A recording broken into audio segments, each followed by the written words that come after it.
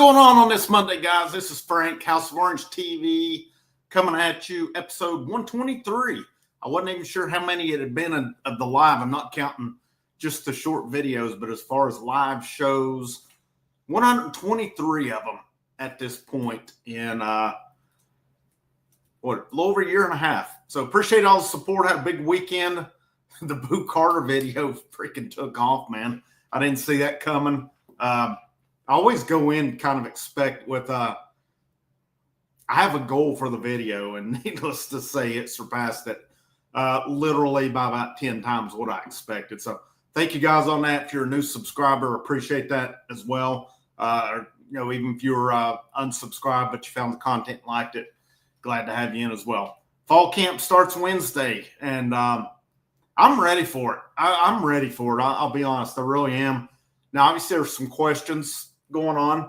There's a lot of questions coming in as well. I was scheduled to be have Jordan Moore on tonight. Life happens. Wasn't able to get on, and we'll go from there. Moving forward, we'll see what I'm going live, whether it's me or with others throughout football season. And I'm thinking serious right now about moving forward. Probably won't do any football post-game shows, but I will. I'm thinking serious about going all in on basketball and baseball post-games every game. And, worst case on them, if they're a small audience or something, it'd be just like a post-game recap video we can work with. But got 20 of you in here right now. Hopefully we'll get some more trickling in. Appreciate you guys joining me on this Monday night. Is obviously the Boo question is there. Austin Price, fallquest.com reported today he is in town. But, some of these there's kind of doing this too. I get roped in on it. As you guys know that follow me, I don't do clickbait very much. Now, do I put thumbnails out to be visible, to get attention? Yes. The content is where it's at on. I don't put it in. And unfortunately, guys like me, I think, get roped into that sometimes. And because I had some over the weekend, of course, I had one got pretty nasty with me about clickbait and a lot of things, called me a racist. I got about 1,000 or so students over 10 years that could probably back up that's not the case. But anyhow, the Boo Carter situation, it was put, I seen some of these anyhow today saying they took Austin Price's post and put another spin on it, saying he's definitely at the meeting tonight. He might be there, but Austin Price said he's there. That's what we know. He is there. Said it's a good sign that he'll be at the meeting, but he didn't just come right out and say that he is going to be at the meeting. Let's hope so. I mean, I'm one of those. I want him there. He's a good football player. If they get the situation rectified, I'm for it. Everybody in life has made mistakes and deserves second chances. If he wants to be there, if he wants to do what it takes and not be a distraction, what in the world? Then I'm all for it, as long as he's going to be an asset to the team. And that's what we're looking at. Well, got a lot I want to talk about tonight. You guys in the comments, I'll hit it here. Backwoods, man, I have thought of you numerous times and meant to reach out to you and haven't. I apologize. With it, I will definitely get with you. Hope to get you back on some soon once you get through with school. Kerry Carson, what's up, man? Good to see you. Kyle Beach, good to see you in here as always. All About Sports, glad to have you in here also. You guys listen, leave me a comment, man. Let me know what you think on this. William Dill Jr., what's up, man? Don't know yet. He is in town. Austin Price, VolQuest.com did report he's in town, but he said it's just that. Doesn't know his status as of right now. What do you guys think? Somebody's got to be camped out down there tonight, right? For when they have to know where these meetings are taking place. It's somewhere on campus, and I'm sure these reporters know it. I would imagine sometime within, from what I've seen, it's a mandatory team meeting, that for sure, and it's supposed to go down at 8:30. I would think somebody is going to be there reporting it at that point. I wouldn't even be surprised if some fans are not there to see. I don't know how closed it is as far as them going there. But in this day and age, there's no way this thing goes till tomorrow without us knowing if Boo's at the meeting. I think if Boo's at the meeting, it means he's back. I don't think they're coming in there to throw him under the bus in front of the team or anything. I would imagine, and this is just my opinion on it, whatever's going to happen has been, there might be some conversations that need to happen still, but it seems to me like, if he's going to be there, he'll be there tonight, especially since he's in town. Hopefully he's not coming to town to pack his stuff up. But, we'll see on that. Let's see what we got here. Tennessee Sacrifice. What's up, man? Really appreciate the comment. Appreciate the kind words on that. It is greatly appreciated. Rick, YouTube reporter on his Patreon. The team has to vote on it. I'm pretty sure I know who you're referring to. I don't know that that's out there. I think that's – I'm not disputing you, Rick. I'm not disputing what you're saying on it. I don't know that – I haven't seen it put out with any of the main guys, and I don't know that any of us YouTubers are in. I do have some connections on baseball, not within the team. It's some pretty good connections, not coaching staff or anything. But I don't know. I mean, maybe so. I've seen that speculated on it, but we'll see on it. Oh man, yeah, we might have to reverse course on that one. I've said I'm not going to do live football, but man, if we beat Georgia or Bama, I might have to second guess that one. We'll see. All right, let's get into it. I want to come back to this question, Eric Smith. This is a good one. No quarterbacks, he says. I'll let you guys answer. I'm going to start off with that one. I think that's a good one to get started, and then we'll work our way in to team talk tonight. Who is my unexpected breakout star of the year? No quarterbacks. That's a good question, man. Let's see here. I've got a few in mind, to be honest with you. Wide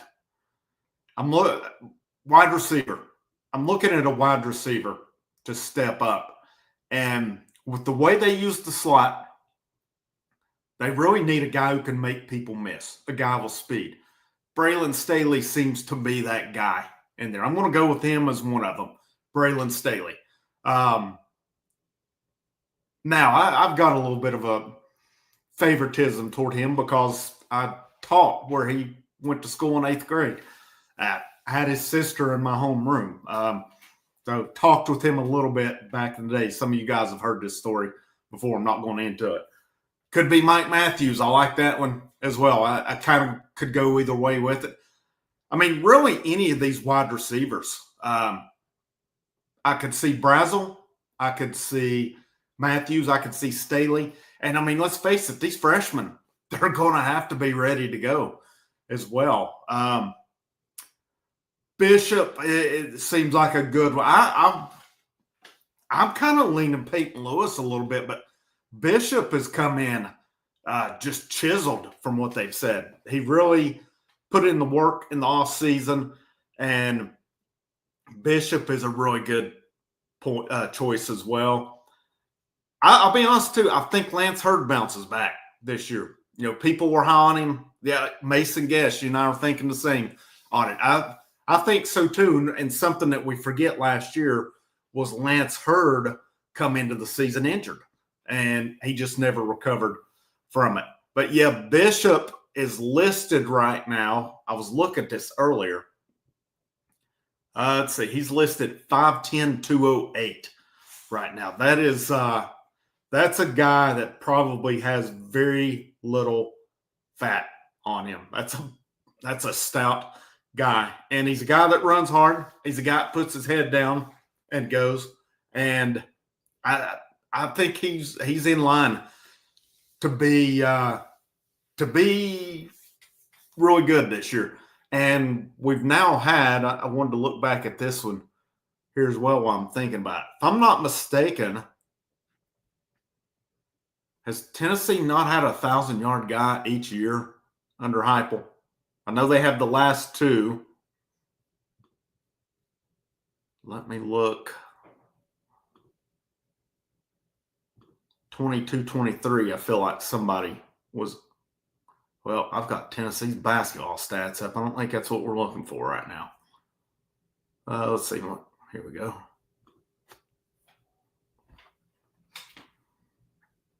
All right, 22. Because, yeah, we had Dylan Sampson last year, Jalen Wright the year before that.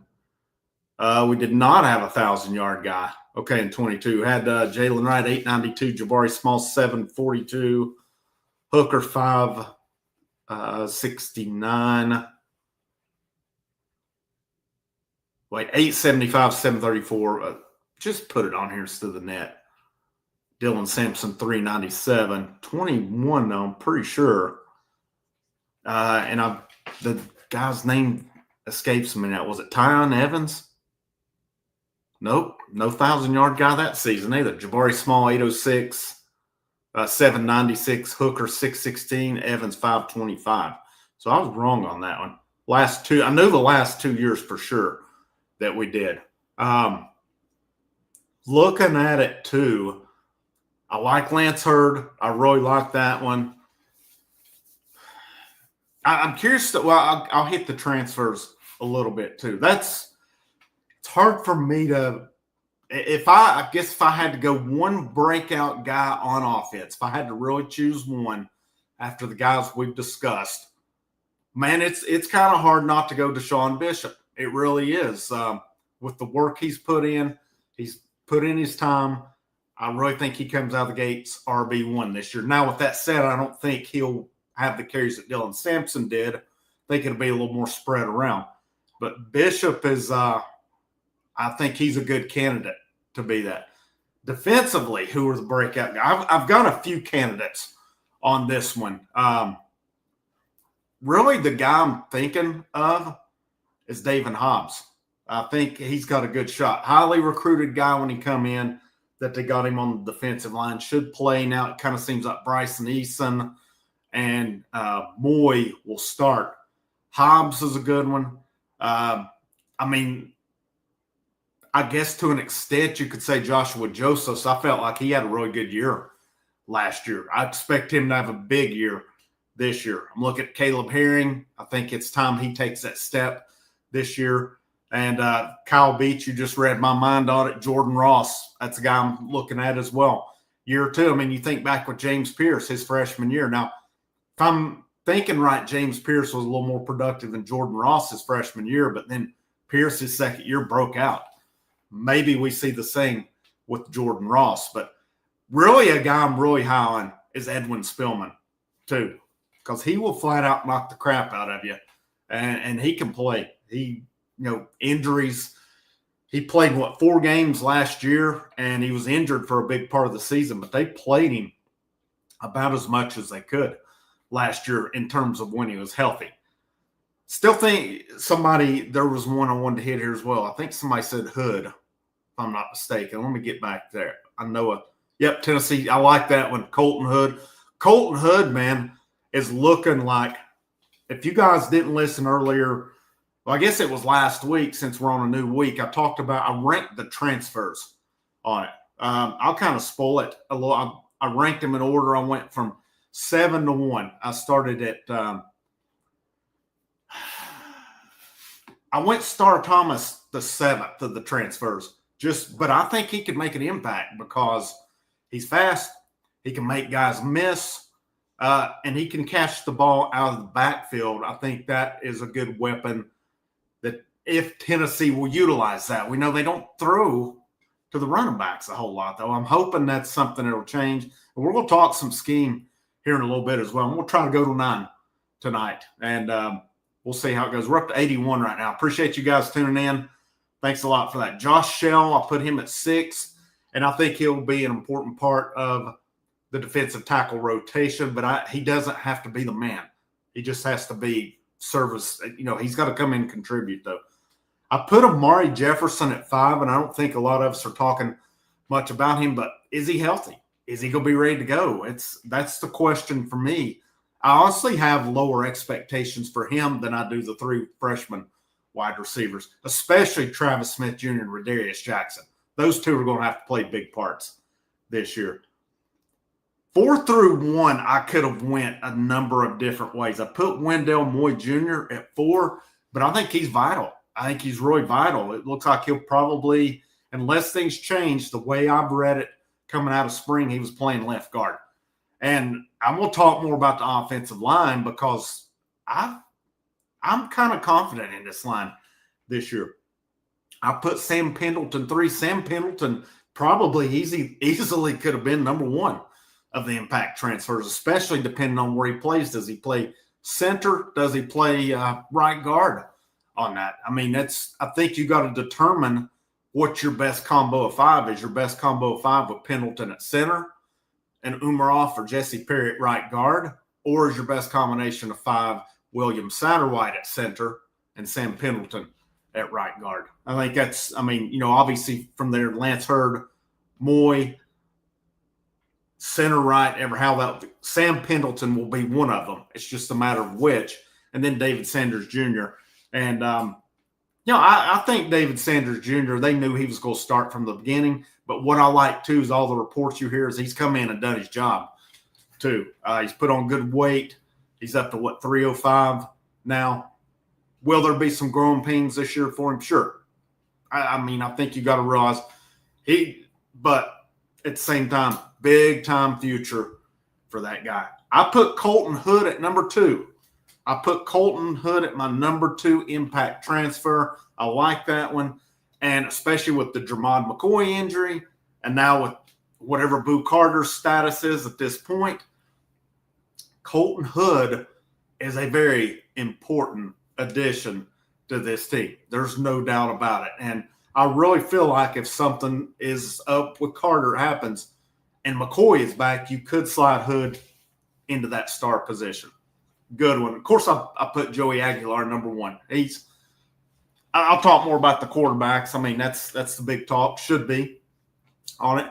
But to me, a guy like Aguilar, he's an older guy. He's played. We need him to come in and really be that guy because I don't know that Merklinger or McIntyre were going to be in that conversation until Nico hit the road with it. But Hood's going to be a fun one as well. I see some of you talking about the defense.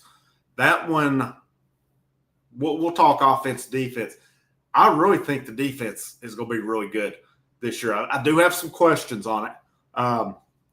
But my excitement level with it, I'll go ahead and I can cut to the chase on this real quick. Here's where I'm at schedule-wise right now. You guys let me know what you think, and I'll give you my reason. I say 9-3 with losses to Georgia, Alabama, Florida.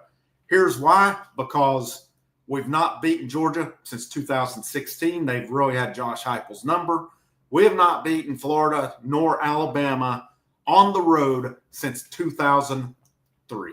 I'm at that point with those. I have to see it to believe it. And I was messaging one day with a buddy of mine about possibly going to a game this year, and I immediately said, I'm not going to watch us play Georgia.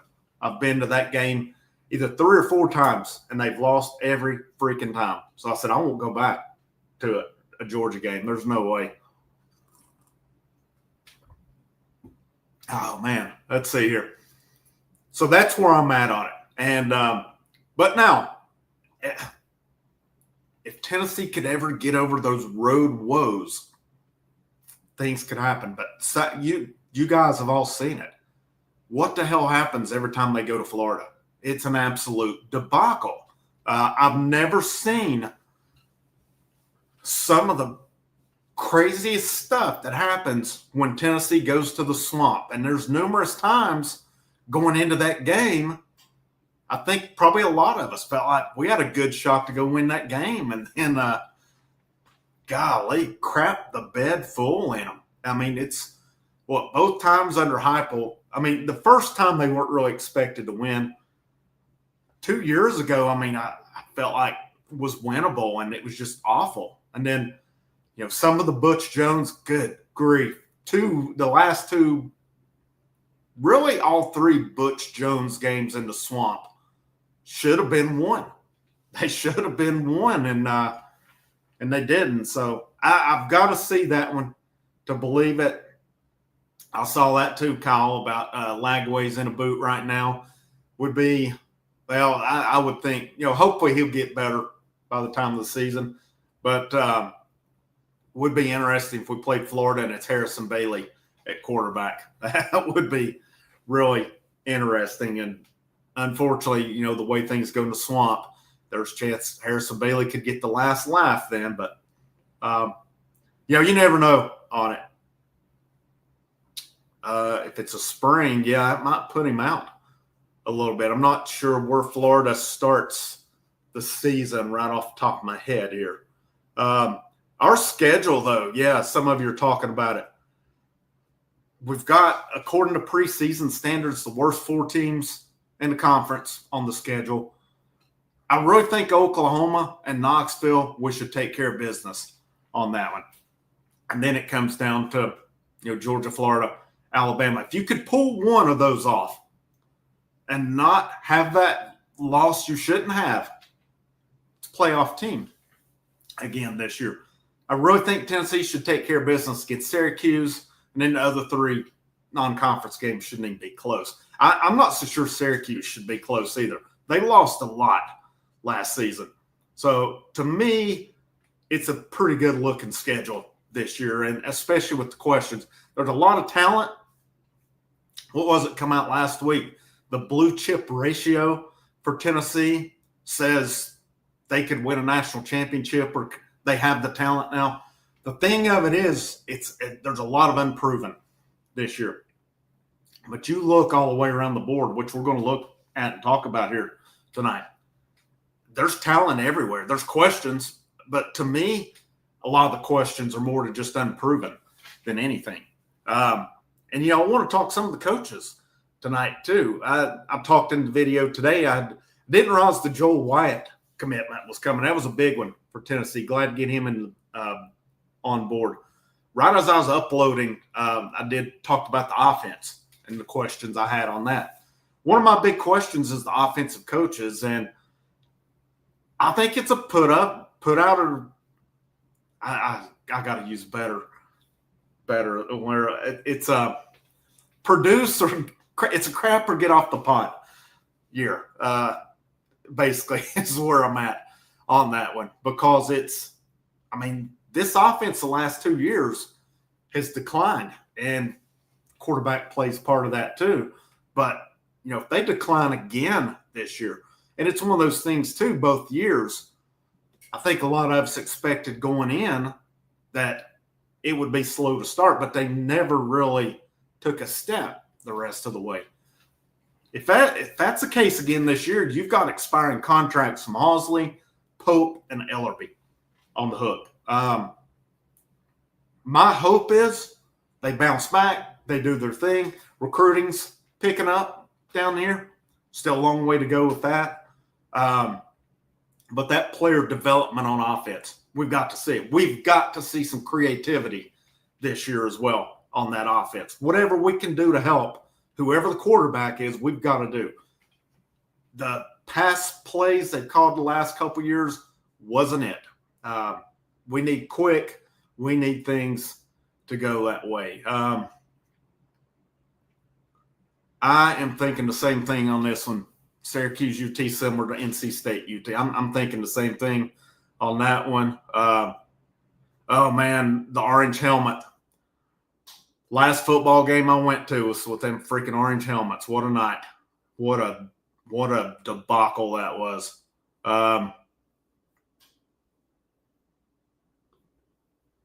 Hey, there you go. Backwoods and he's falling all Daryl watching. Appreciate you guys. Thanks a lot. No, I wouldn't want to lose to Bailey. Second, it's kind of about time we got an easy schedule. I felt like, I didn't really think last year's was too bad. Last year's was pretty good. We got a pretty good draw out of the gate on this these SEC schedules since Oklahoma and Texas have come in. We've had some brutal schedules some years, though.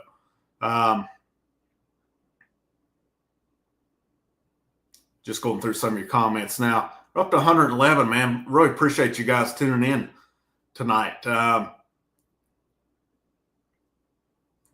right, let's let's get in. Let's talk quarterbacks here out of the gate. My thought on it is Halsley's the offense coordinator. Wrong Joey Aguilar, and I promise this is water in the cup too. So got the name wrong on it. I just think the guy comes in with experience. He has played against good teams. He's thrown for a lot of yards at App State. App State's normally a pretty good team. Last year, obviously, they weren't. They were playing from behind a lot. A lady I worked with last year, her son-in-law played for App State. Obviously knows Aguilar well. They loved him. Say he's a great kid. But they said, had games looked real good. Said he had those moments with the mistakes. But I think a lot of that happens when, all about sports, spring water. I think a lot of that happens when you're playing from behind. Well, we saw the interceptions were high. One good thing, though, during Josh Heupel's time, what was it I saw that the quarterbacks have not thrown for more than 5 in a season? That's not too bad. That's not too bad at all here, because I'm looking in 21, Hooker only threw 3 interceptions. 22, he only threw 2 interceptions, and then Gaston Moore threw an interception. 23, that was Joe Milton. Joe didn't throw many either, if I'm not mistaken. Let's see what he threw. Joe had 5, and then last season with Nico, Nico, he took care of the ball passing it. His was more fumbles. He had 5 picks. Gaston Moore had 2. So, 7 in a season, but no starters thrown over 5. I think that is a good thing for Tennessee as well with Aguilar. And I think, a lot of you have probably seen the pictures of him coming in where he's obviously bulked up a lot. Now, I don't know that you can give all the credit to Tennessee on that, because he was at UCLA for 4 months. There, UCLA, we probably are not fans of them right now by any means, but still, they're a Big Ten team, and they've got a coach who was a pretty good NFL football player as well, so they know a bit about strength and conditioning. So where he's at, obviously, he's put in more work since he's been at Tennessee. But Emily's pictures, man, I've seen some say that he's listed 6'3", 220. All right, that's a good size dude. He's not afraid to put his head down and go. He's not afraid to sling it either. I think it's Joey Aguilar from the get-go. It'll be interesting when they start to see how the reps are, but I know in the past the media has not had a ton of access. They'll probably have enough to see how they're coming out, but we'll see here. I'm picking. We'll kind of go through, and I'm going to pick my starting 11 coming out of the gates here. Get some more of your comment. Man, I don't know. This is a good question, Jimmy. Is Joey good in the clutch? It seems like he was playing from behind a lot last year. So, and obviously the interceptions were up. So, it's a good question. And one thing I would say with it that gives me hope, number one, he's thrown for a lot of yards at Appalachian State. Something I wonder, too, is if he doesn't have 2 years left with it because of the Pavia rule. I think there's a possibility he could have 2 left. I'm not for sure on it, but I have seen that it is possible that he could. But I know he's been listed as a senior here as well. I've thought about this comparison, too, with Hendon Hooker, because I remember this specifically when Hooker, he committed under Jeremy Pruitt. And I didn't watch Virginia Tech a lot, but the people that I know that watched them was like, he's erratic. He'll have a good game, then he'll have a bad game. So it was kind of the same thing with it. But my goodness, Hendon Hooker, wow.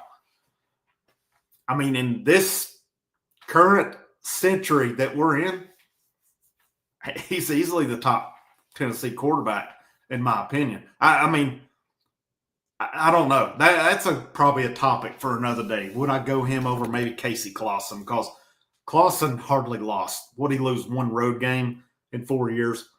He beat Florida twice on the road, beat Alabama twice on the road. He beat Georgia. I don't think he beat Georgia on the road, did he? Because he didn't play the 1 year. I don't think he beat Georgia on the road, so maybe he lost 2 road games. I'd have to think. I definitely know he lost. Well, he only played them once on the road, though, I'm pretty sure. So I'd have to go back on that one and see. Maybe he did beat them once. But anyhow,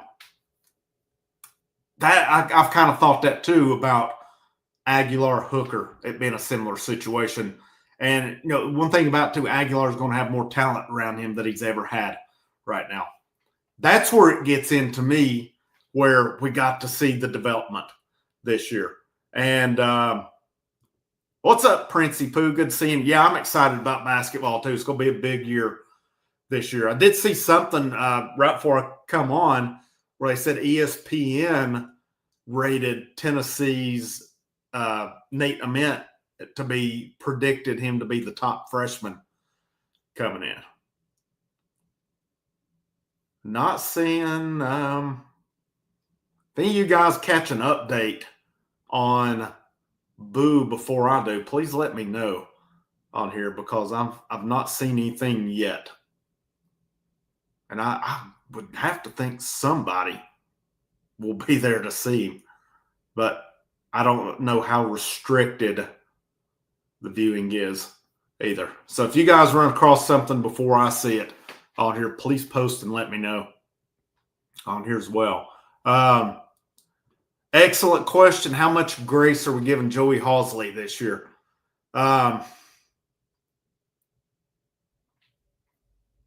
Yeah, those wide receiver screens are dangerous. They wear me out. The little 8-yard sideline hitch, whatever it is. I hate that play. I mean, last year it seemed like teams dared Tennessee to use the middle of the field, and they wouldn't. So you got to think teams are going to play them the same as they did last year. I mean, remember, Arkansas's defensive coordinator said he studied them and he knew what was coming on it. So they're going to have to mix it up some on it. But that middle of the field, I mean, when they used it, it worked. But it just seemed like they didn't use it enough. And I would like to see some halfback screens coming out, especially with Star Thomas. I mean, your old school third down running back, he seems prototypical for that. He could run, he can take a pitch, he can take a screen or something, a swing and do something with it. That's where I'd like to see a little bit of creativity and I can't remember the actual source of this, but it said Star Thomas last year ranked top 10 in the country in making players miss. So, I mean, to me, again, your guys that's on expiring contracts, Halzle, Pope, Ellerby, it's big years for them. It's big years. And, if they get something out of their units, that's fine. Continue on with them. But if not, I mean, if you see another decline, I think for Josh, I'm not sitting here trying to fire coaches before the season, but I also know the fact that there's 3 expiring contracts on offense. And it's guys who had a lot of questions asked about them coming into this season. If they're not getting the job done again, I think you got to look at seriously making some changes if you're Josh Heupel. But we'll see on that. George McIntyre may be the most talented of the 3 quarterbacks. That's very possible on it. And I wouldn't even rule out that we see numerous quarterbacks. I mean, I'm predicting Aguilar wins the quarterback job.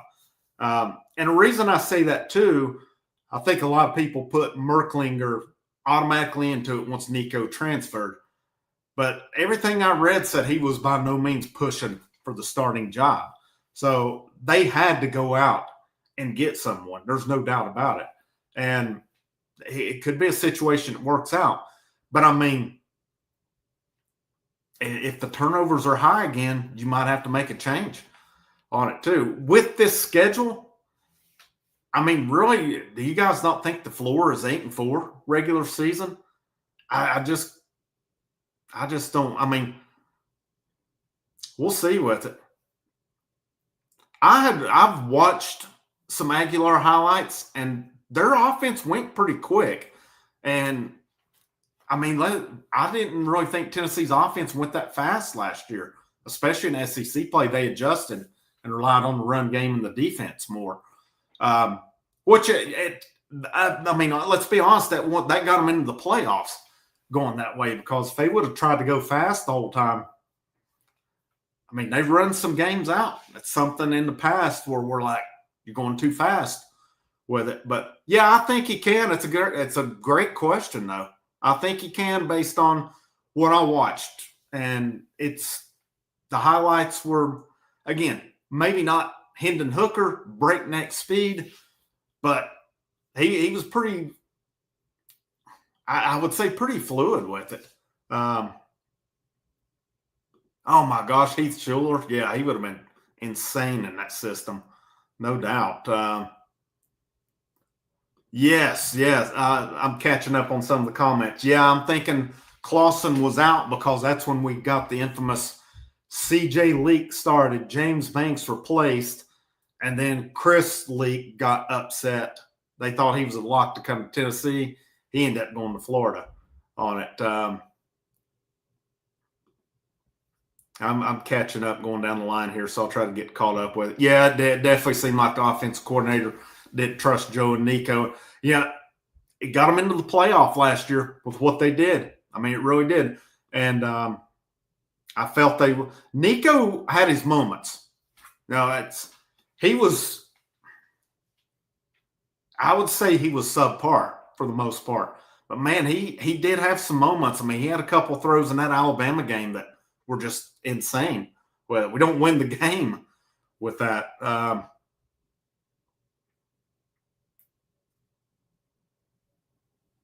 Yeah, I mean, I've seen that. The only thing I saw on it is that Boo is in Knoxville. So we'll see where we're at. We definitely had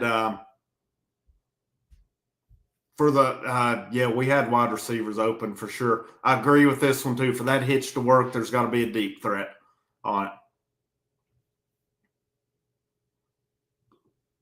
What's up, Caleb? Good to see you in here, man. Saw a comment saying Boo's back with a picture of him, but not sure. Yeah, it seems a lot of the main thing we know, and I'm still kind of checking. I'm sure you guys are checking too. He's in Knoxville, or he was in Knoxville today. I don't see anything right now on him. So, and I know if it would picked up, a lot of these sites that try to break, or these people try to be news breakers, would have been all over it. I actually had a dude that I was going to get on some, talk to him, and he was wearing me out with messages. And I was like, man, I get the same news as you. And he got mad and unfollowed me. So, okay. Let's see. Still don't see anything on Boo tonight. I'll be honest. My thought is he'll be back. I think if he was not, we would have heard it by now. But that is totally an opinion as well. I'm trying to see on VolQuest. It's kind of hard to tell because you get these threads going and it turns into the same people arguing throughout the thread. So you know, 1 out of every 10 messages when they go long is useful. The rest is a bunch of them just calling names and arguing. Some of you guys probably know what I'm talking about on there. Yeah, that's what I'm thinking here as well, Mason, that if Halsley doesn't work out, it'll be Luttrell. And, I mean, whether that's good or bad, Joey I think Joey will do good. I really do. He can sling it. It's just going to be a matter of those turnovers. Yeah, my thought too. Unless 8-4 is an absolute disaster, or I'm sorry, if the quarterback plays absolute disaster, but 8-4 should be.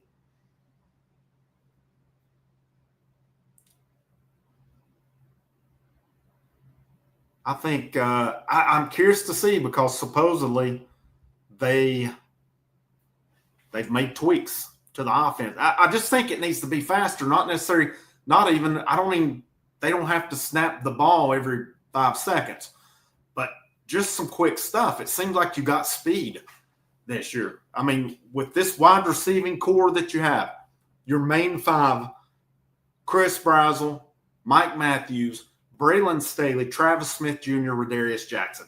That's your top 5 guys. That's talent. That is big-time talent, and we got to be able to utilize it. Deshaun Bishop looks that he'll be good. Peyton Lewis, I'm high on him. I think he's got some potential.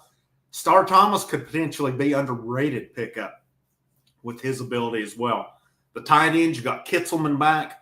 You know, the progress he made last year, will he make more progress?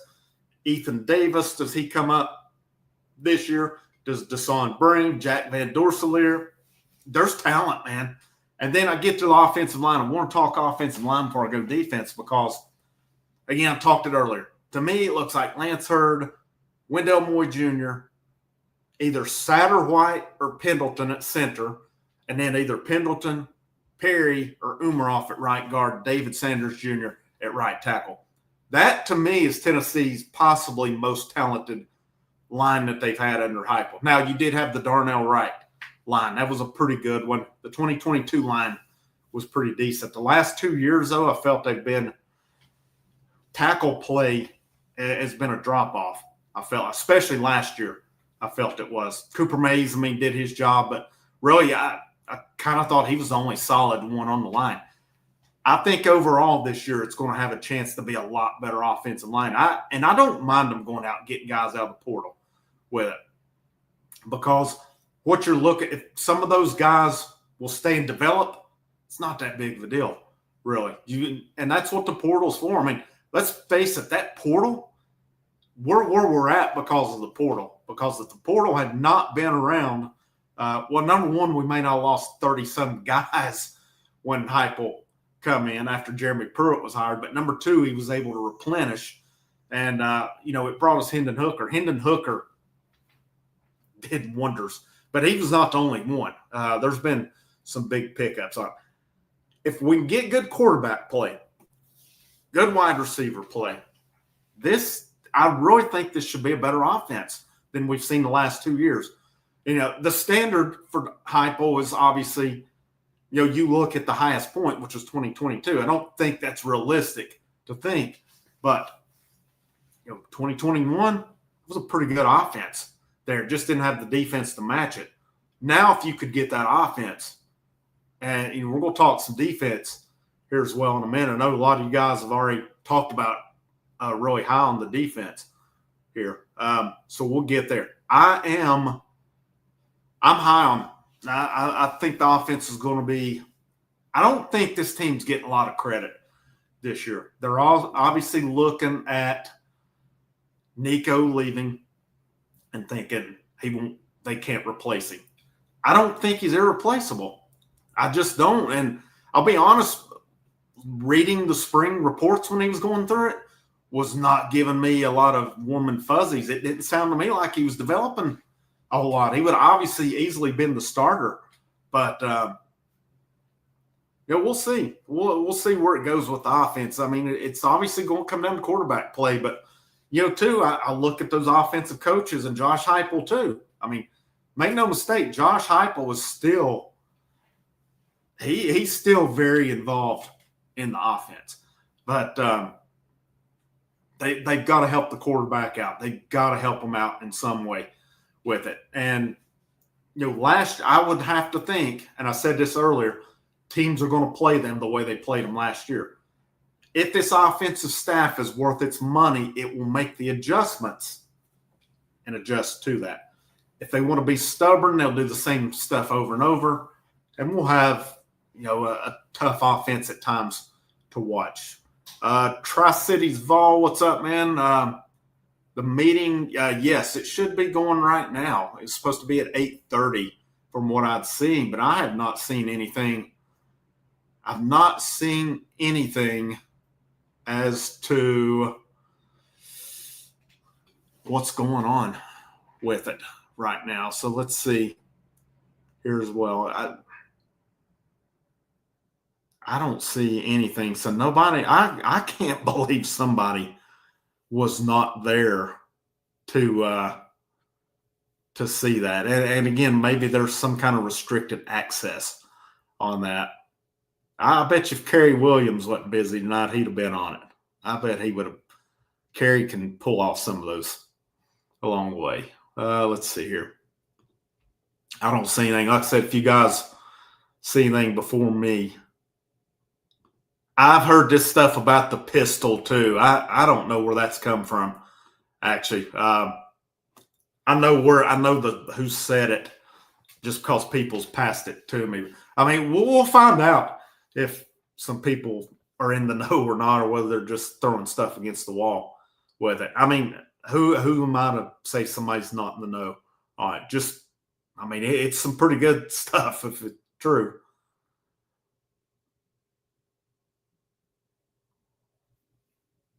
I see some of you posting about boo for fall camp. It's still, I think there's still the question, will he be at the meeting? I would think so, but I do know point blank Austin Price said he's in Knoxville, but that's all we know. We don't know if he's back for the meeting or what it is, but it's obviously a pretty good indication, if you ask me, that because I think if he was leaving, he would have already been back and probably cleaned out. That's just my opinion.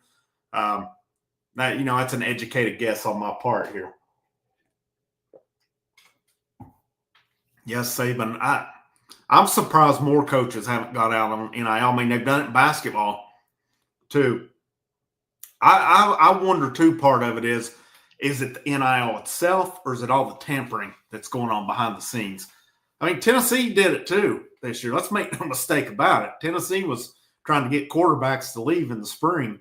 That's pretty well known. I mean, but it's, if you're not doing it, you're not trying. I mean, Carnell Tate, I mean, it was the same thing with him. You think Tennessee wasn't putting third-party feelers out on that one? Now, I've seen that's one of the reasons that they weren't real aggressive on wide receivers, as they were pretty much going all in on Carnell Tate. So I don't know if there was something that was given to them behind the scenes that said he's going in or what, but is that not crazy, man? Rick Barnes, I thought for sure when this era hit, like Barnes won't be around long. Barnes is killing it. He's killing it right now. And he doesn't act like a guy to me it's going anywhere anytime soon. And I don't want him to. There was a year or two where I was starting to wonder but the last 2 years and really going on this year, this third year, the way he's adapting his team, he's seeing that, those teams he had that went up to Madison Square Garden and laid an egg against FAU, they're not going to get you where you want to get to. And I think he even saw it last year when we got to play in Houston and couldn't hit anything. He went out and added more shooting this year. He continues to adjust. I've been really impressed by that as well. Richie, I don't think so. I actually talked about it. And some buddies of mine had talked about it, but I don't know that I will. I'll probably just take it in here as well. Yeah, what was it? Kerry got the pictures last year of the new field. He snuck in to Neyland and got them. That's what it was. Yeah, he's a slickster. All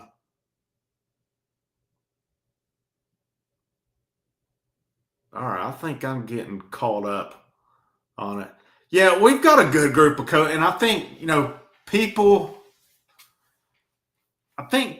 with Heupel get upset sometimes with Portal. I see the approach they went with this year, though. They're going more young. The guys they've recruited and developed. I don't really think that's a bad recipe, to be honest with you. But, we just talked about the offense. My starting 11, and you guys feel free to disagree with me on this. Aguilar, QB1. Bishop, RB1. Brazel, Matthews, Staley, wide receivers. Matthews, Brazel outside, Staley slot. Kitzelman tight end. Lance Hurd, Wendell Moy Jr., Sam Pendleton center is my prediction. Sham Umaroff, right guard. David Sanders Jr., right tackle. That is my offensive prediction. Now, will some of them rotate? Sure, you're going to get some freshmen to rotate at wide receiver. You're going to get Peyton Lewis, probably Star Thomas. Who knows? Maybe even DeJuan Morris or Justin Baker on it. I would think they'd probably predominantly go Bishop, Lewis, Thomas. That's my prediction on offense. And obviously, you got to develop some more depth on your offensive line with it. Lots of talent, though. Lots of talent on this if you can get good quarterback play. Now the defense. I've been saying I'm going to the defense for a while, and I can't get off the offense. I'm excited about the offense, man. I really am. And maybe I end up being wrong on it. I think it's going to surprise some people. The defense, though, I think defensive line, you're going to be strong there. Linebackers, you really kind of got a baptism by fire last year with Arion Carter, with T. Lander. Now you had other guys who played who left, but they kept who they needed to, in my opinion. Edwin Spillman I think he could be a big part this year. And where I think T. Lander is good against the run. Maybe, he and Carter both struggled against the pass last year. Edwin Spillman seems ideal to me on it. And I thought maybe a Jaden Harmon would too. He and Jaden Pilates coming in, I've seen they had off-season shoulder surgery. So how much will that impact them coming in? But I expect to see that linebacker unit take a big step. And then the secondary is, man, I feel like there's some talent, but there's some questions in it. Turrentine will return at one safety. And he had his moments last year, but I do expect to see him take another step this year. I expect to see him play a lot better. Things change when Jermod McCoy is healthy, whether that's the first game or do you try to hold him off for Georgia, possibly. But adding Colton Hood alleviates some of that. If Boo Carter's back, which, I've still got to think right now with him being in Knoxville today that he will. There's your star. Ricky Gibson, solid at the other corner. Turrentine at one safety. It looks like it's either going to be Caleb Beasley or Idris Farouk at the other safety. And we have already seen it firsthand. Farouk will absolutely knock the crap out of you. He did it numerous times last year. And it still makes me wonder, and I think Jacoby Thomas left for money. I think Jacoby Thomas got beat out too. I don't know why you would leave Tennessee unless it's just maybe it's some kind of life-changing money. But I just don't – I think he got beat out. That's just my opinion. All right. Looking at that line, though, Tyree West back.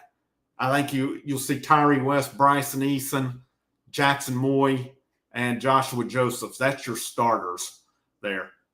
Linebackers, Carter, T. Lander, I would expect to see them the first two. Boo at star, if he's indeed back, which I think he will be. Ricky Gibson, Jermod McCoy, when healthy. Could if safeties are an issue, could somebody move around? I've seen people saying Boo would be an ideal safety, but that star position is really important too. Could you move? And I'm just thinking out loud, and I've not seen at any time that they've used Boo at safety. Could he go to safety? Or could Hood play safety if needed? But the fact, too, they brought in, of course, Tim Banks, Willie Martinez in the secondary, but they brought in analyst Alan Williams. He's a former defensive coordinator in the NFL, specializes in defensive backs. I think that's a good thing. I like what they did with the analysts. They brought in Marion Hobby coming in defensive line. Not only that he's a former Vol, but he is a former college defensive coordinator as well, 30 years experience as a coach. He's been around, knows his thing. And, they brought some good guys in. Of course, Luttrell on offense, that's a win-win bringing him in as an analyst. And then the guy they brought in on special teams as well to help. Bonamigo, I think's his name. So, I mean, that's a good group, man. But let me hit something. Y'all got some good comments going here as well.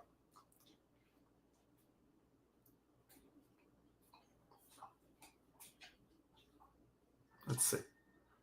Yeah, I think some people will underestimate that offense with it. And again, if this staff is worth their money, if teams try to play them like they did last year, they'll make the adjustments on it.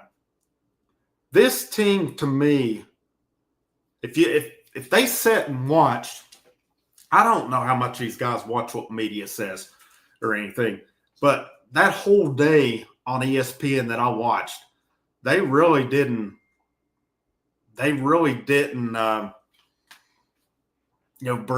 bring much in as far as talking about it. But hang on, let me respond to something here. I think we might go a little longer here. So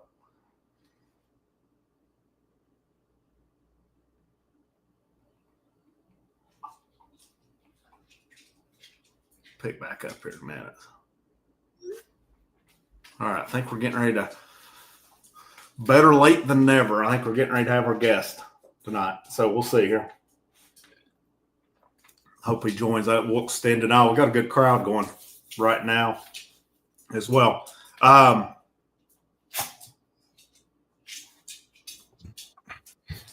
late than never. Jordan, we're in the house tonight. So how's it going?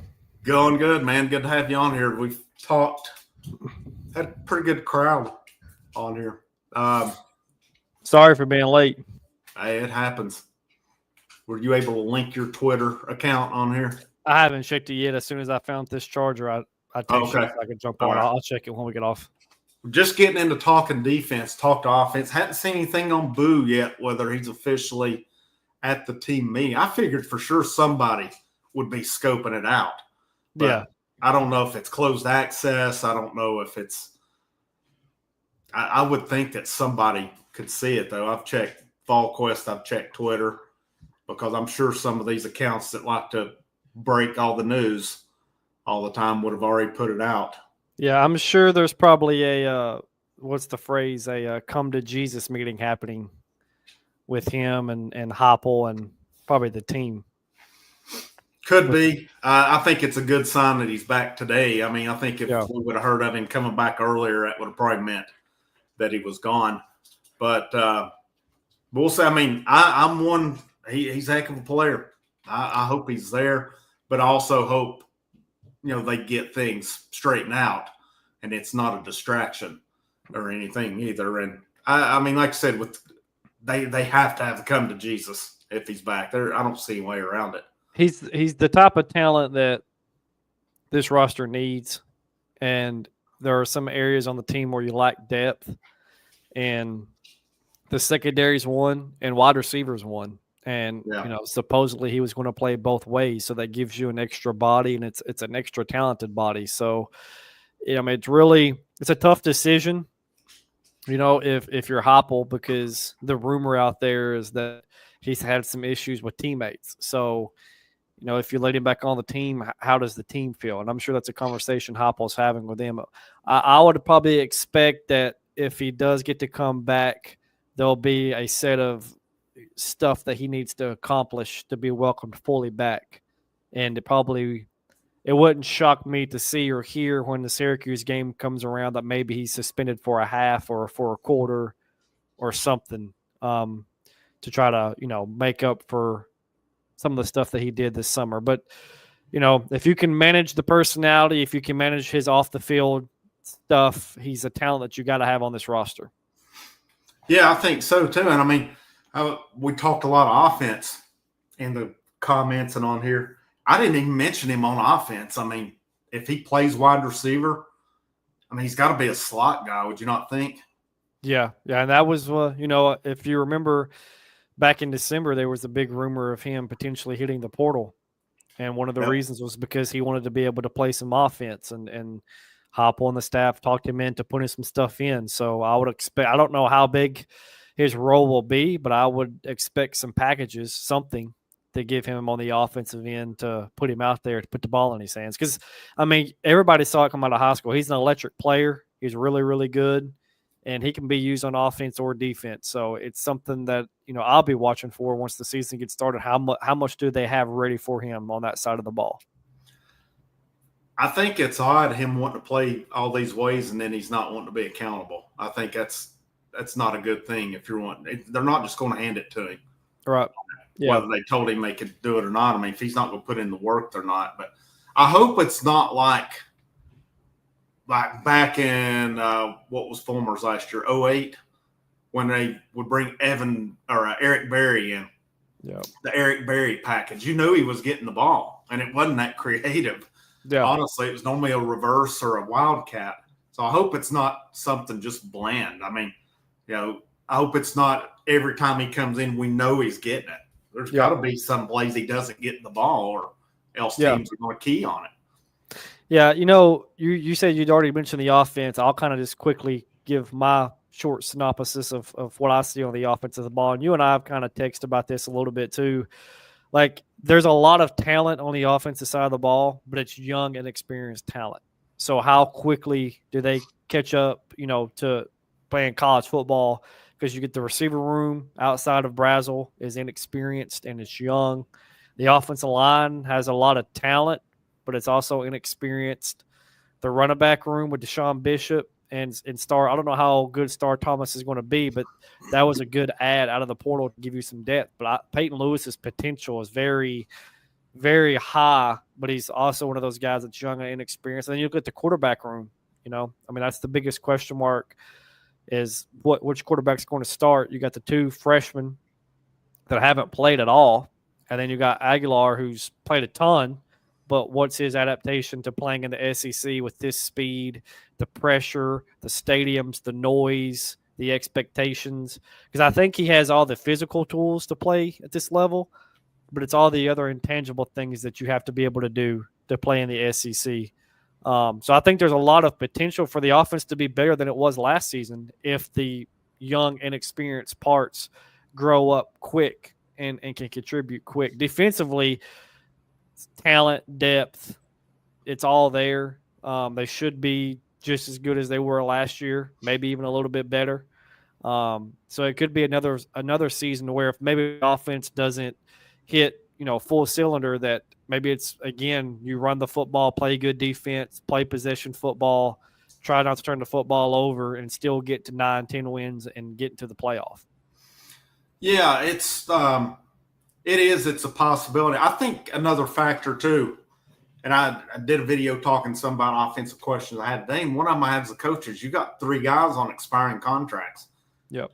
I think it's a prove-it year for those 3 coaches. I don't think you take another step back, then it'd be a good look to all of a sudden reward them with extensions on it. I know Heupel doesn't like to make changes, but I think a very underrated hire this past offseason was Seth Littrell from Oklahoma. I know a lot of people remember how bad the offense was last year, but if you go back at his career, that was really his only bad year that he had as an offensive coordinator. He was at North Carolina, North Texas, and other places, and broke records at all those programs. And then last year was a really bad year, which is why Oklahoma let him go. But he also had a lot of injuries. I mean, we played him, and everybody knew about the injury situation on the offensive line, the injury situation at receiver, and he was kind of dealt a bad hand. But you kind of look at the things that he's done at other places, he's been successful. So just another set of eyes to help Halsley, on game day and throughout the week, preparing for some things.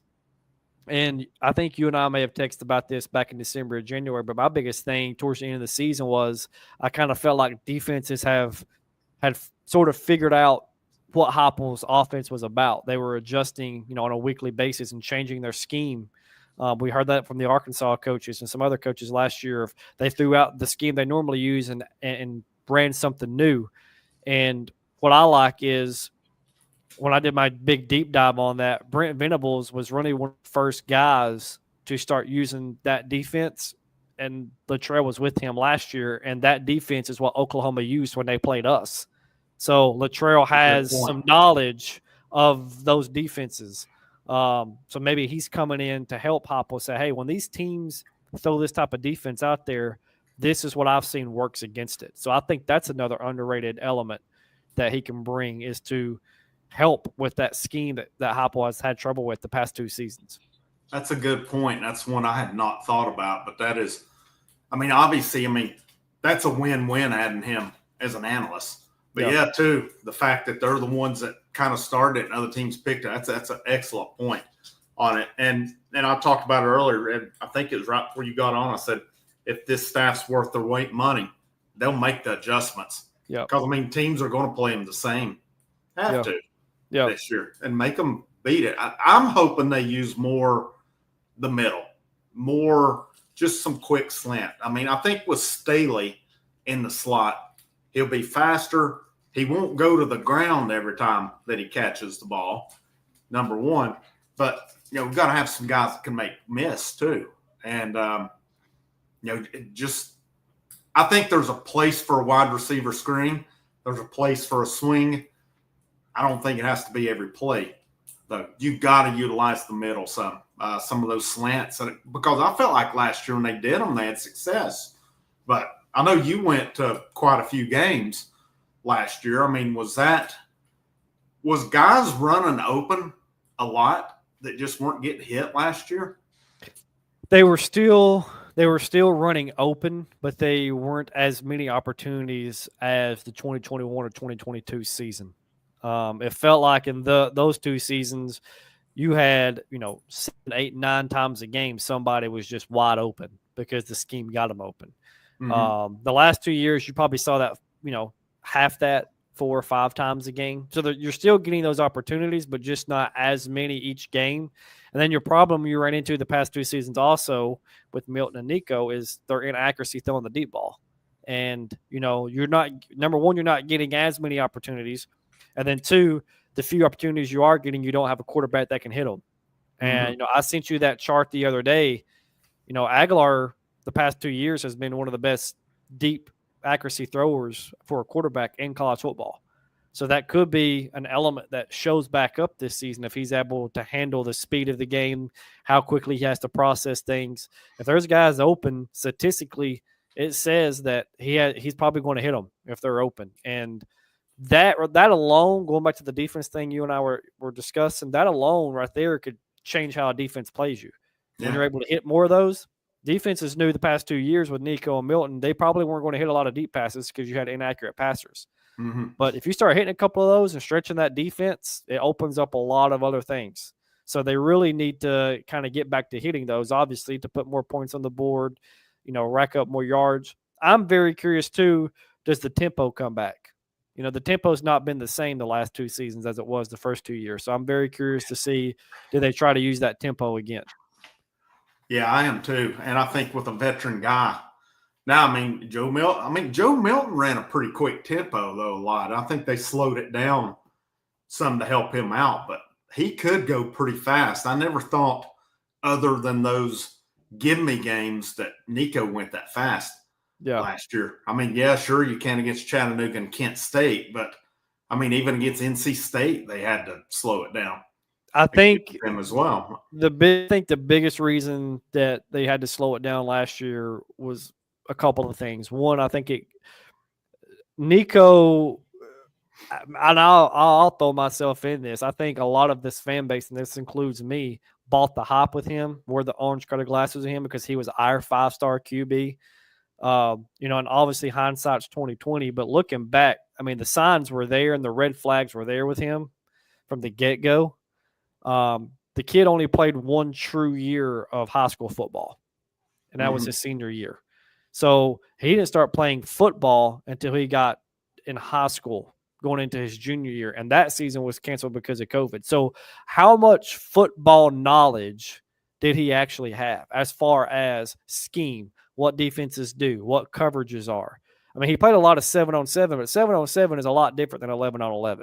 You can look good in pajama pants playing 7-on-7, which is what he was. Yeah. But then when you get into an 11-on-11 full team environment, it's completely different. So I wonder when he got into these games, how much did he know and how quickly could he actually process what a defense was doing pre-snap and post-snap? I agree. And I think defenses the last 2 years doing a lot of pre-snap, post-snap, different stuff. When he got into a game, his mind wasn't processing stuff quickly enough. He couldn't understand what was going on. And I think that's one reason why Heupel slowed it down so much last year, to try to figure out what is the defense really going to do, and try to help Nico with the speaker in his headset to try to explain to him things and what he was seeing and maybe where to go with the football. Because last year, if you really watched, and it's also a byproduct of Heupel's offense, but I saw it a lot more last year than I did the previous few years. Our offense last year was really just a 1-2 read offense. Mm-hmm. I mean, it's really just snap ball 1-2, and then that was it. And Nico was just, he was stuck on his first 2 reads, and if those weren't there, he was just in the pocket, just running around for his life or holding on to the ball too long because he wasn't getting off those 2 guys. So I wonder how much actual football knowledge as far as defenses did he know, and that may be why they slowed it down last year, was to help him out. Yeah, I mean, got into the playoffs. I mean, they had the running game, they had the defense to do it. Yeah. I mean, he had his moments last year, but overall, it was the defense and the running game that did it. And I was talking to a few people yesterday, and they had talked about how they've been going back because they're getting the itch for football and rewatching some of the games from last season. And they told me, they're like, you just forget how many points the offense left on the board in the first half against Florida, against Alabama, against Kentucky, all simply because Nico was overthrowing people. I mean, there's a lot of times in those first half where you go back and watch that Bama game, we should have been up 21-7, 24-7 at halftime because he overthrew 3 or 4 touchdowns in the first half alone. The Florida game, he overthrew a couple of guys in the first half where we should have put points on the board. Yeah. How good can the offense be moving forward with Aguilar or with Merkler or whoever if you just hit a couple of those each game instead of, going into halftime with no offensive points, you're going into halftime with 14 or 17. It changes things a lot. It changes how you call games, and it changes how defenses play you. So I'm excited. I'm anxious, also slightly nervous just because of the unknown factor. Yeah. It could be a good thing. It could be a bad thing. Let me hit a couple things here. I got Justin Sanday, good seeing here. The last comment on it will be, hell will freeze over before that ever happens. So it's just the bottom line there. The Boo car, I see a lot of you going on that, and Jordan and I probably, unless Jordan saw something I have. All I saw on it, Austin Price said he's in town. But he went no further than that. And I think some of these that like to try to go post everything, break the news, took it further because he made the comment of, well, that obviously looks pretty good. Let me see. I'm not going to put the whole quote on it because I know it's paywall information on it, but I will kind of hit the gist. He said he's back in town. He's in Knoxville. And he said, obviously team meeting tonight. Said, what does that mean? It means he's in town, which is the first step with it. So, definitely, and Price said it's a positive in regard to that. So we hadn't heard anything else on it tonight. To me, I think it bodes well that he come back today. But I think it's like Jordan said, there's probably still some talks to be had. And because it sounds like, and you probably saw the same stuff that I did, that third-party communication is what had been happening. And I did picked up, I recorded video Saturday, which went ballistic, which was insane. And I put on the thumbnail, decision backfired, and had some said it was trolling. It wasn't, because what I alluded to on it, and I really think this, he changed agents thinking he would go get out of here. And I think this is me putting things together, not knowing it. I'm not an insider. I don't know. I go off what the credible guys say on it. But I think with him going to California, it's not a coincidence to me that certain former quarterbacks in California, too. I hadn't heard it. And there's also USC, who is definitely not above tampering out there as well. But that's kind of where we're at on that one. Agree with what you said on the offense. I'm excited. I'll be honest, man, coming out of spring before the Nico news, I was not excited about the offense because it didn't sound like there was much progression happening. Kind of sound like the same thing over and over. But like I said, it's unproven. But, I mean, you look at running back with, I think Deshaun Bishop is going to surprise. He's obviously come in on a mission with the way where his weight. And I'm pretty sure I read it. Didn't they say he's pretty much chiseled? Yeah. Coming in. Has gotten really big. Like you with Peyton Lewis, tons of talent. It's unproven. Star Thomas brings some ability. I mean, you look at that wide receiver room, it's full of talent. It's unproven, though, like you said. Kitzelman should be pretty good. How much more do they implement that? But, I mean, besides Kitzelman, Ethan Davis, Deshaun Breen, Van Dorselaer, that's some talent. And what's your opinion on the offensive line? You think better this year? You think they take a step back? Or you think it depends on quarterback play? I think they have a chance to be better. I think, Lance Hurd, there were some pictures put up today. He looks like he's in much better shape than what he was to begin the year last year. Of course, he had that ankle problem last summer that led into fall camp, which he wasn't able to work out and get in shape. But this year, he looks like he's in much better shape. You got David Sanders at right tackle. I think he's going to be a big upgrade over John Campbell playing right tackle with 2 bad knees. Spraggins was basically playing injured last year with some bad knees. I think the Wyndham Moy kid that they got, I think from Arizona, is an upgrade there. I wouldn't say that whoever plays center is an upgrade over Cooper. No. But I will say the size difference, I think, will help. Cooper was a little bit undersized, and he could get pushed around from time to time with some bigger defensive tackles. You won't have that with Satterwhite or Pendleton. They're both bigger than what Cooper is. Yeah. So, but the knowledge that Cooper had of the offense and how he's able to handle things and protections, you're definitely going to miss that. And then left guard, if Satterwhite is your center, then Pendleton is very likely your left guard. So I think the talent overall in the offensive line is better than what it was last year. So I think they have the potential. And again, across the board, they're bigger, taller, way more. They look stronger, just thicker. They can push some guys around. So I think the offensive line has a ton of potential. I do too. I thought other than Cooper Mays last year, I thought they underperformed big. Yep. I didn't think anybody else got the job done last year. I'm like you on it. It's going to be hard to replace Cooper Mays. But you have the size differential. I kind of wonder if Pendleton doesn't start out at center. I think it comes down to which gives you your best combination of 5. Is it Pendleton at guard or is it Pendleton at center? Because if he's at center, it's probably Umaroff or Jesse Perry. I would think Umaroff because they had a lot of positive to say about him in the spring. Or if Pendleton's at guard, I mean, like you said, Satterwhite at center. That's some pretty good talent. And I think Hurd will be a lot better this year too. I mean, there was a lot of reasons he had a rough year last year. I believe injury, out of shape. Due to the injury, it sounds like he's kind of got it going on this year. I think the line better. If we get the quarterback play, I really believe this will be a good offense this year. Defense, what's your thoughts on the defense? Was talking that a little bit coming in. I've got a couple, but I still think it's going to be a strong defense. What's your thoughts on the defense? Yeah, if you get Boo Carter back and you insert him at nickel, and let's say McCoy is able to come back sometime maybe in late September, early October, and he's healthy, I think defense has a chance to be just as good, if not better, than last year.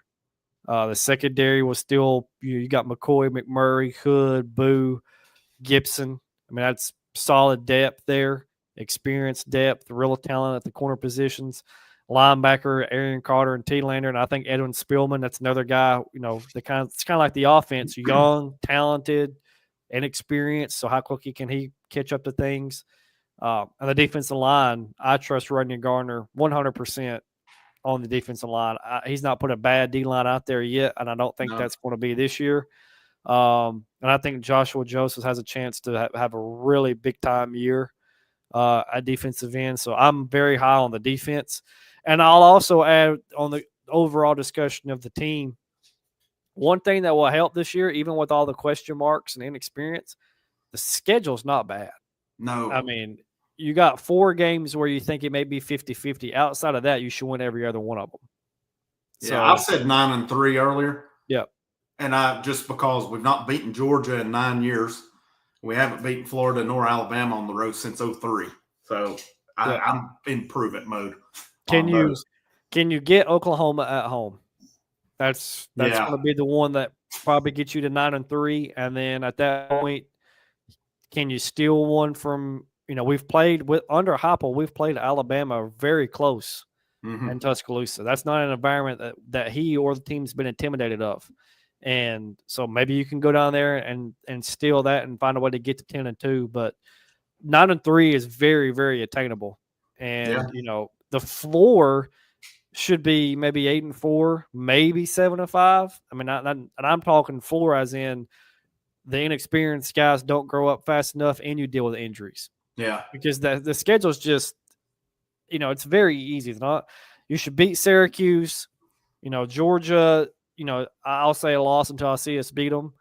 But going into a good time though, good to get them at a good time. But going into October, you should be 4-1, and that sets yourself up, to play Bama in October. I think you get Oklahoma in October, and then you play Florida, I think, in November. So if you can find a way, you got Oklahoma, Florida, Vandy in November to finish. Maybe a non-conference. Oklahoma's right there at the Halloween weekend, if I'm not mistaken. I think Oklahoma is November 1st. I think that's right. That's right. So that's going to be. I think you and I have talked about this, but I'm about positive that's going to be the night blackout where they wear the black uniforms and all that stuff will be the Oklahoma game. Yeah, that would make the most sense to me with it. I mean, you've got October I can't remember the order of it. Arkansas, I think, is maybe first out of the gate. Alabama's, I know a way to find out here, possibly where I've got this thing. It says schedule right here in front of me. Let's see here. I think it's Arkansas, at Bama, at Kentucky, I think. Yeah, let's see. Off the first week in October. Arkansas, October 11th, Bama the 18th, Kentucky the 25th on it. That's your 3 games. And then they've got, of course, Syracuse, ETSU, Georgia. Man, that's when we used to own Georgia, was those early in the season games. Maybe this will shift back to us here. Mississippi State into September. I don't see any reason we should go down and lose to Mississippi State on it. But I thought the same thing with Arkansas last year too. So to me, listen to that. You should, at worst, in my opinion, have 2 losses going into November. Georgia and Bama. Yeah, I agree. So then you go into November needing to win one of Oklahoma or Florida to get to 9-3. You win them both, you're 10-2, and you're in the playoff again. Or if you only have 1 loss going into November, because maybe you beat Bama at Bama or somehow beat Georgia, you only have 1, you'd only lose 1 of those, then you can probably afford to drop 1 of Oklahoma or Florida and still be 10-2 and get into the playoff. Yeah, you can afford your every other year bed crapping at Florida. I was talking about that game earlier. I've never seen anything like the stuff that happens in that game every year. Just unbelievable. Can't even dream up some of that stuff. Can't even nightmare that stuff up. It's now my one concern is Heupel so far seems to have at least 1 game a year that he drops on the road that he should not drop. So that worries me a little bit. What game is that going to be? Could it be at Mississippi State when you don't think that you should drop that? Could it be at Kentucky? Yeah. Just don't drop one of those games where you're supposed to win it on the road. Go handle your business. Last year it was Arkansas. I think the year before that might have been Missouri, I think, and then the year before that, Missouri was pretty good, but I mean, Florida was really bad. That Florida one, there was a Florida game at Florida. Then the year before that, South Carolina. So the last game I went to was that South Carolina one. Thank God I only lived 10 minutes from there and didn't have to drive over 2 hours, but that was still a long 10-minute drive that night. We'll talk some special teams. Somebody asked, Coach Chop is more what the outside linebackers coach. The special teams guy's Evan Crabtree. He's one of your patented hypo promotions. So I don't know much about him, to be honest with you, but I do know that John Bonamego, who come in as an analyst, is known for special teams. So they're pretty good there. And to me, I didn't think the special teams were – I didn't think they were fantastic last year. But I think part of that was Squirrel White had no business returning punts, for one thing. It got better when Boo Carter went back there. But, I mean, you got, both kickers back. If Carter is indeed on the team, you got him back. I'm trying to think, who was the kick returner? It was Cam Selden for a bit, wasn't it? A little bit, yeah. Then I think they put Peyton Lewis back there towards the end of the season. That's right, Peyton Lewis. So will it be Peyton Lewis again? Could it be – I don't know if Star Thomas was a returner at Duke or not. I mean, could possibly be an option. We don't seem to return a lot of kickoffs. They seem to let it be a touchback, fair catch it, or something. The special teams weren't as good last year as they were the first 3 seasons, but they weren't terrible. They were okay. And then, like you said, when they finally put Boo back there at punt returner, it gave him some juice. I don't know why it took him that long to put him back there.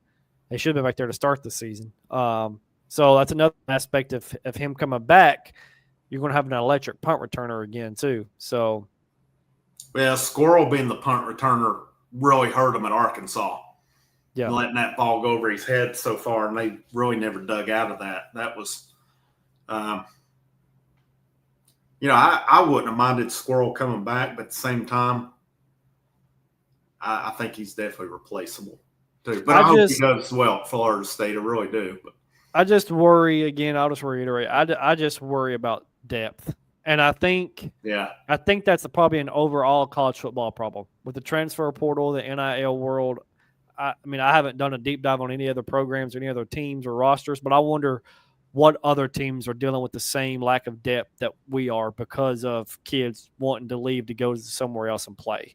It's almost like you have to put a roster together like the NFL does.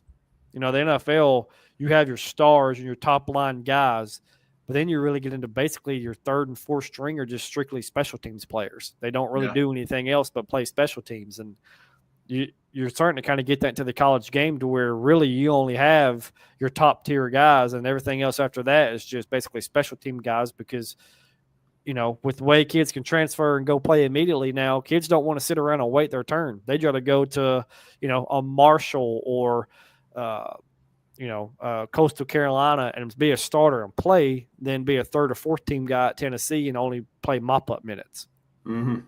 Yeah, guys don't want to wait 2 to 3 years to contribute now. I mean, it's kind of – we're seeing it in all the sports. So, we've seen it in basketball with some guys leaving who, maybe they didn't mesh with Barnes, but a couple guys that – Cam Carr, for one, Freddie DeLeon was another one that I felt could have been really good. But obviously with baseball, I think baseball, though, they had decisions to make after last year due to the roster limits. And, I'll be blunt about it. I don't think they lost anybody that will kill them. They lost talent, don't get me wrong, but they're going to be freaking loaded. I'm telling you.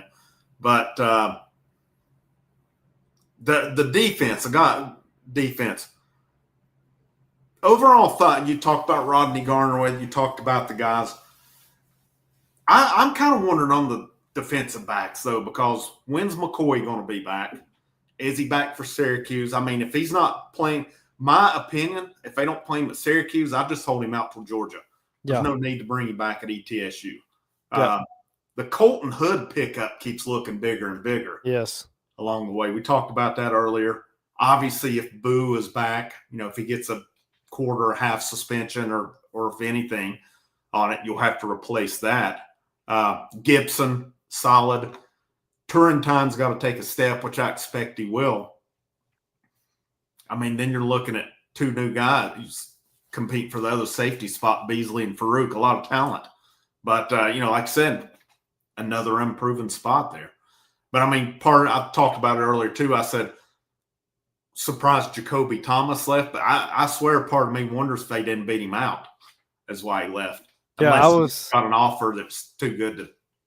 Yeah, I was really surprised about that one. I figured he would stick around. I thought he had a really solid year in the role that he played last year.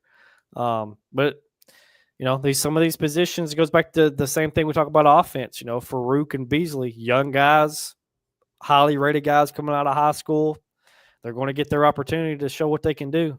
I've heard Austin Price say plenty of times, like, if you're going to pay these guys to come here, you got to throw them on the field and see what they got. You can't pay them just to sit on the sidelines and be pretty and watch. That's right. So that's exactly what Tennessee's doing this year. They've invested a lot of money in their last two recruiting classes, and now they're putting them out there and seeing what they can do. Yep, I totally agree with you. And it's, I mean, that is definitely what they did. I mean, what was it? I saw they are, is it 10th highest paid roster this year? And that's really why they didn't have more portal defections they did. I mean, there were 4 of them that went public. 1 left, obviously Nico. But, I mean, you have to pay. And recruiting still has to be the name of the game. I just don't think the Lane Kiffin model, bringing 20-some transfers a year, is going to do it. And, last I checked last year, Lane Kiffin was watching the playoffs, and he wasn't in them. So I think what Tennessee's doing is right in terms of it. And, obviously guys are going to get more per year with it. But, I think this year, man, I'll look at it. This year, I think the schedule looks really good. Like we talked, probably an 8-4 floor on it, unless just injuries and quarterback play maybe below. But 8-4 floor, 10-2 ceiling. I'm not going to say there's an unrealistic 12-0 ceiling. I mean, who knows if everything went right, but I would almost say 10-2 best case on it. But, man, you get this year of the way. Lots of development this year. If these guys develop, these coaches do their thing, then next year, team's going to be stacked. Yep. It's going to be. I mean, it might have the question at quarterback, but I swear, tell me if I'm wrong, isn't it possible that Aguilar has 2 years? Yeah. Due to the Pavia rule? Yeah. Yeah. Now, unless the courts come back and kind of reverse that, or something happens in that situation, which courts and NCAA and rulings, all that stuff's extremely hard to keep up with. You never know. It's inconsistent across states. But, yeah, he could potentially have more eligibility. Now, if you're Tennessee, if you invested money in Jake Merklinger, you've invested money in George McIntyre, and now you're investing money in Faison Brandon, how much do you want Aguilar to come back? Because you're putting a lot of money into a quarterback room. That's just like with Nico. If Nico would have came back, you'd have had money in Nico, you'd have had money in Merklinger, you had money in McIntyre. And, as I've mentioned a few minutes ago, if you're going to go the NFL model, NFL teams don't do that. They pay one quarterback, and then the rest of them pretty much get low salaries to be backups. So, but Tennessee's chosen to take 2 or 3 names and put some money into the quarterback position to try to stack that position up. So we'll see if that works. But to your point, if you can go 9-3, 10-2, a lot of this talent comes back, because a lot of it's not draft eligible. A lot of them are just sophomores or freshmen. That's right. And then you add in a Faison Brandon on top of that, who apparently is the real deal. There's potential for, depending on how that schedule plays out, because it's probably going to flop a little bit, and you may get Texas and South Carolina and teams like that back on the schedule. Ole Miss maybe, but I mean, there's a potential that in 2026 you could be really, really good again with all the young talent. Now, again, with the portal, you got to keep them. If they're good, they have a good year, they're going to want money. So you have to be able to keep them. But there's potential, if this team, the talent shows what it has, can be just as good in 2026. Heupel has recruited and set it up to where 9-3, 8-4 should be your floor on a yearly basis now. Yeah. Yeah, I mean, that's the way I felt 2 years ago when we went, 9-4, was it? I said, if this is a bad year, I'll take it, because there was a lot of years we wished we could win 9 games. Yeah. And that was kind of a down year for them. I mean, look at the wide receiver room here. No seniors. I mean, Brazel would be draft eligible, but he's it after the season. And then, adding what you bring in freshman class, if you're able to get a Tristan Keys in, you add that talent to it. I mean, your offensive line. Hurd is the only one that I think can live. Maybe Moy from Arizona, I think he can. But, Hurd is like really the only one that you would say is going to get drafted. So you could probably return 4 out of 5 starters on the offensive line. You're going to return your running back room basically intact. I think you lose Star Thomas.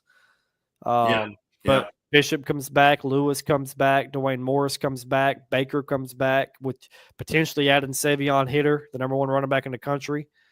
Kitzelman is the only one in the tight end room that you could potentially lose, because Ethan Davis would have another year of eligibility. Yeah, that's right. And then,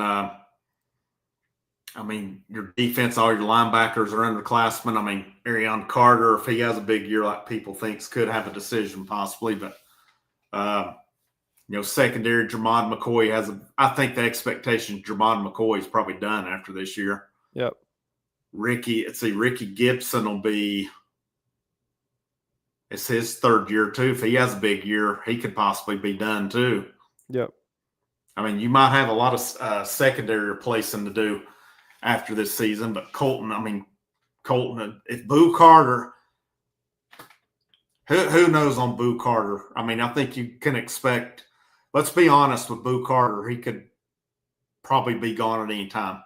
Yeah. On it, whether he plays this year and then hits the portal or how it is. But this team, I think we're set up now. And I can't remember the source. You probably saw it too. It said in the blue chip ratio that Tennessee now has enough talent to win a national championship based on that. And they're continuing to add to it here as well. Plus, I mean, they're not the most aggressive at the portal. Sometimes it's frustrating, but at the same time too, I don't think your portals – I think it's overblown how much talent is in the portal. Yeah. Too. Yeah. Baseball is a different story. There's normally some really good talent there.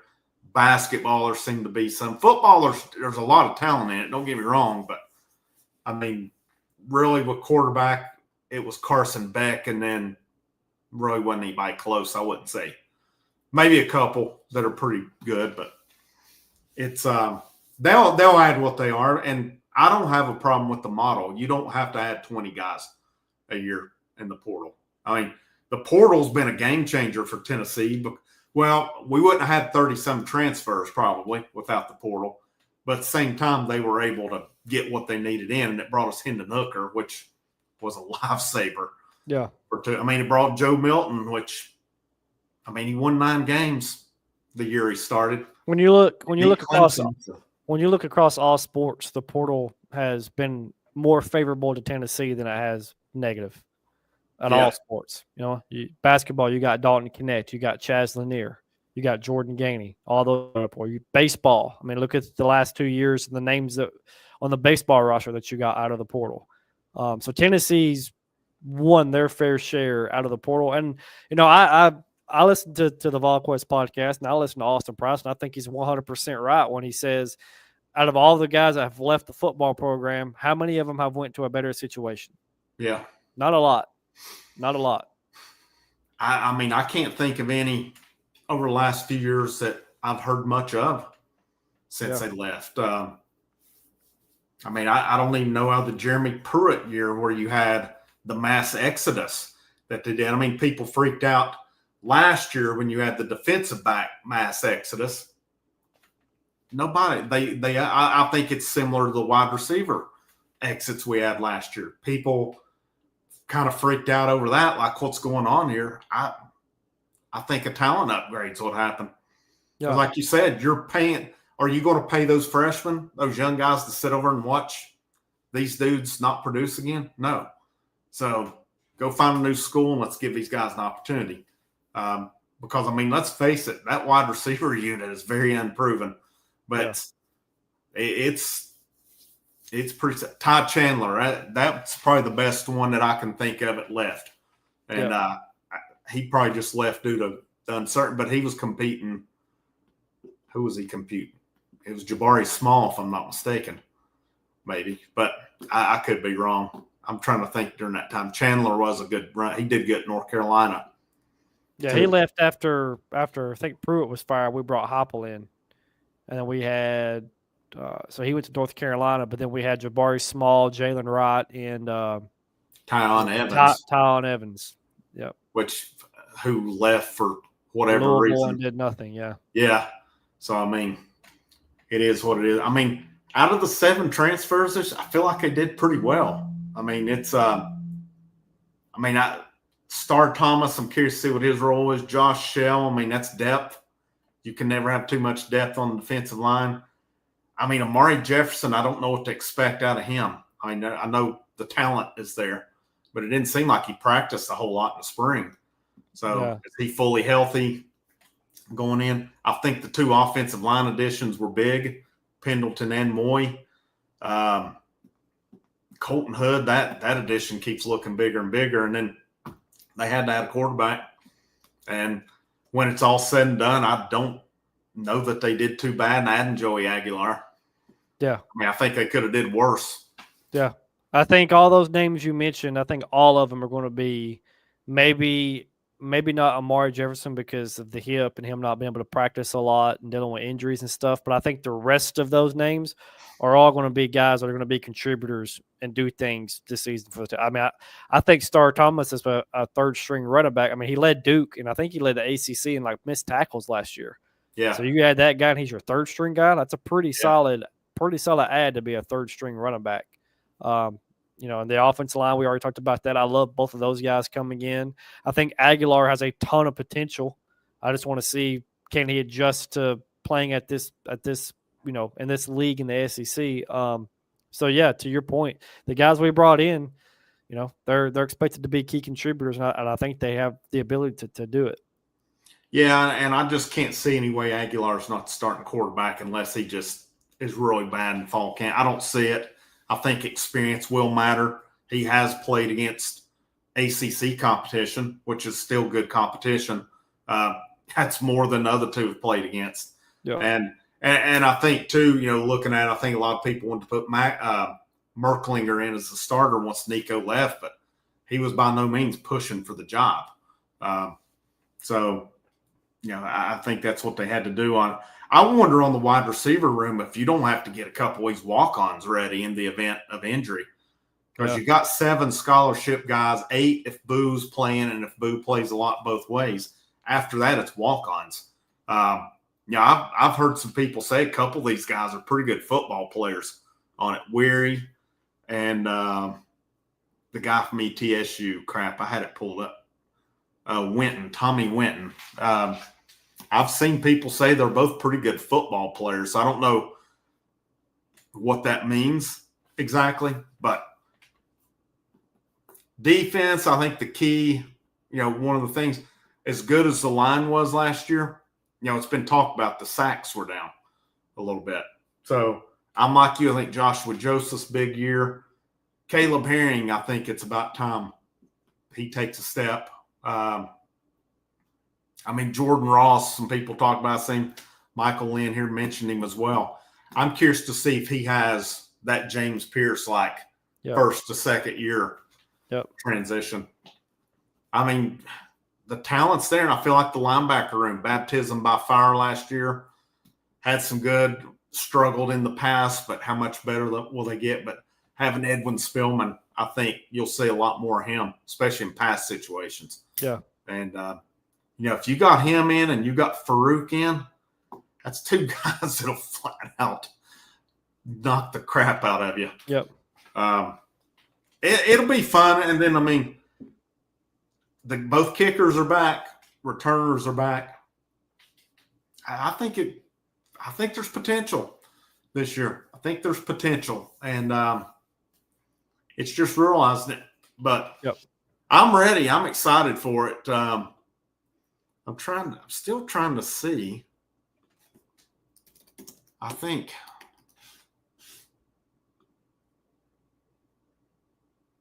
I'm just looking here to see if there's anything.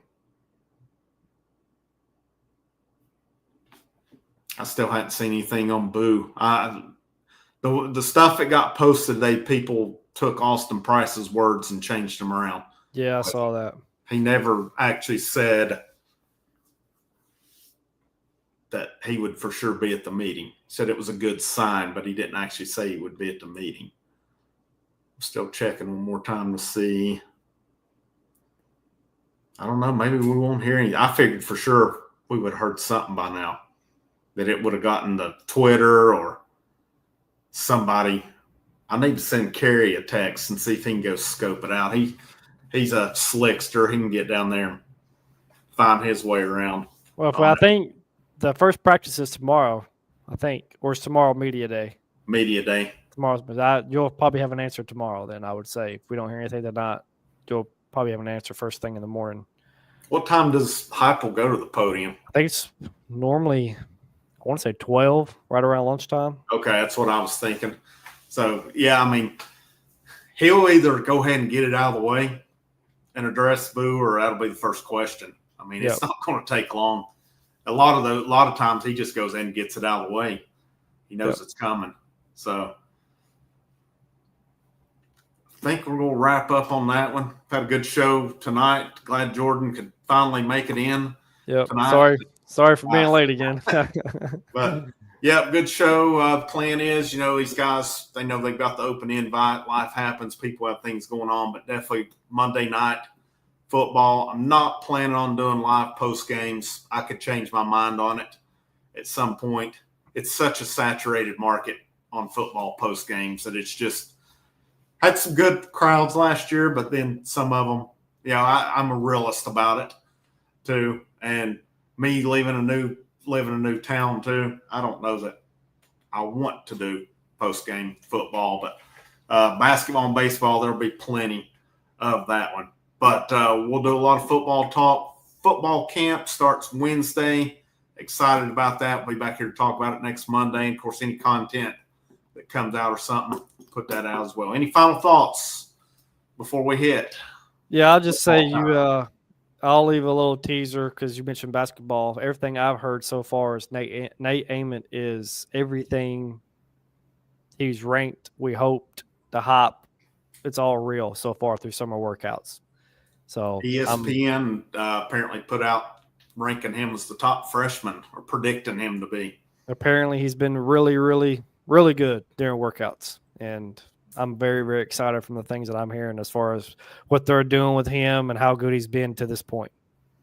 I love that they added shooting, and I love the Jalen Carey addition. Yes, I do too. I've not had a bruiser like that since Grant Williams. If you can have that inside-out game with it, there's so many options with it. I mean, I think you'd said it too. You'd heard it. Ament was running the point some. Yeah. You get Gillespie off. I don't know what to think about this Ethan Berg that's coming in, but isn't that the name? Yeah. Yeah. Okay. Yeah, that's what I said. But could be an interesting addition. Be a lot of fun this year. I really think it will be basketball. And then, I mean, that's what I love about it. I've seen people say, well, we need to take all of our resources and put them into football. I like being good in everything. Basketball I think basketball may have a real shot at the Final Four again this year. Baseball, I've already put it out there. National championship next. They're going to be loaded. Heck, the Lady Vols look like if their potential gets I saw ESPN put an article out saying they're a dark horse for a Final Four. The Lady Vols are going to be loaded. Yeah. I work with a big North Carolina fan, and I asked him the other day. We were talking at work about Tennessee and North Carolina and everything, and we were talking about high school recruiting in North Carolina and how the football program at UNC's just never been great, and I don't understand why. Because North Carolina had a lot of really good high school football talent, and of course he was explaining to me because they put all their money into the basketball program. And I asked him, I said, well, would you rather be elite at one thing and not very good at a lot of things, or good at everything, but maybe not elite at one thing? And he said, no, I would rather be what you guys are. I would rather be good across the board and giving myself a chance every single year and everything than just be elite in one thing and suck at everything else. So, I mean, that's where we are at Tennessee. Maybe we're not elite, which we can argue baseball is because they won a national championship, and the basketball program has been back-to-back Elite Eights. So you can make an argument that we are in a couple of things, but I'd rather be where we are. I mean, I would rather be where we are. It's fun to follow compared to what it was 15, 20 years ago when we were not good at anything, So I'll take this, and it's so fun to follow in the fall, winter, and spring to follow all of our sports and have something to cheer for and keep up with, and I hope it keeps going. Yeah, I mean, what was it you had at one point? Derek Dooley, Conzo Martin, and Todd Raleigh. Yeah. Were they all there at the same time? I'm trying to think. I know you had those three as the ones I remember. It's just goodness gracious. Yep. But, it's fun. I mean, and the thing with football, they made the playoff in year 4 of what Josh Heupel took over was an absolute train wreck.